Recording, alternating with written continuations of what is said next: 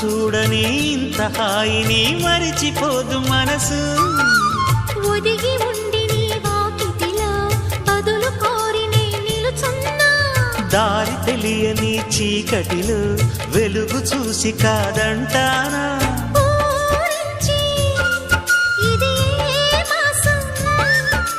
ప్రేమించే ప్రతి గుండెను అందెల సందడి చేసే హేమంతం ఇది. మన సొంతం అయినది.